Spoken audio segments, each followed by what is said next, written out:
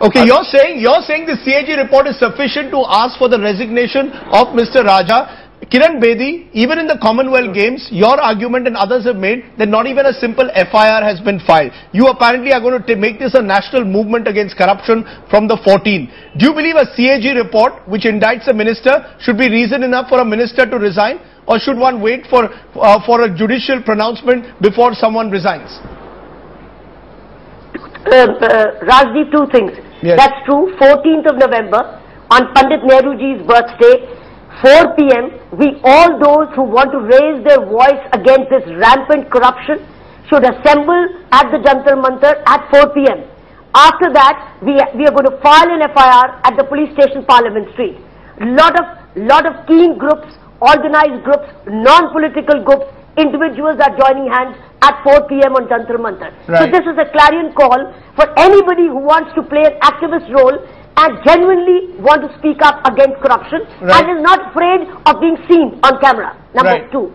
And now we will file an FIR against CWG because it's all gone for a toss already. Right. There is no FIR worth the name. There are only 2 small FIRs with the CBI, one on that Queen's Baton, the other on electricity poles here. That's all. Where is the rest? Because Shunglu committee cannot investigate. It is only an inquiry. It's not notified.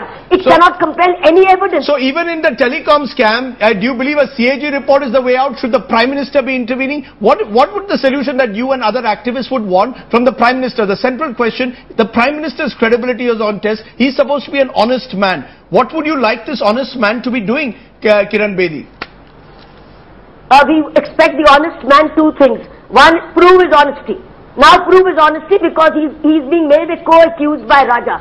So we want his statement on the floor of the House.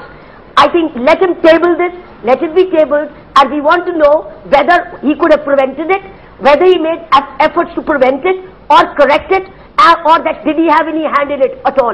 I think we want to hear his statement. Number 3, the CAG CAD, Mr. Vinod Rai, has very clearly told me that once the CAG is tabled at the Parliament on the floor of the House, we from the RTI can apply to the CAG and get the relevant documents which indict Raja, and then we can file an FIR on the basis of those documents. I can give you the documents today. I can give you the documents today. We have the CAG report. I can give you these documents. If the government doesn't table it, we can give it to you. But I cannot get them officially from Mr. Rai because Mr. Rai says that unless it's tabled, so we will wait for it to be tabled. Okay. We would therefore urge the Prime Minister to please hasten the tabling so that once it's tabled, we can officially get it for the court to file another FIR straight to the court or to the police station and ask for it to be monitored investigation. Cho.Ramaswamy, we're looking at the Prime Minister's role tonight. He's the head of a coalition government. There's a coalition dharma. His belief is that every a man is innocent till proven guilty. That's the stand that the Prime Minister has always taken. How do you respond to that? That are we jumping the gun when we ask for Mr. Raja's resignation? Protecting adharma is not coalition dharma or any dharma. It is not dharma at all, leave alone coalition dharma. That's a different matter. 2, Raja's resignation or his quitting must only be the beginning. It is not the end of everything. The whole thing has to come out. Who had all shared the loot? How did the loot happen? What is the share? What is the distribution? Everything must come out. And the government is afraid that it will come out. If they act against Raja, so many other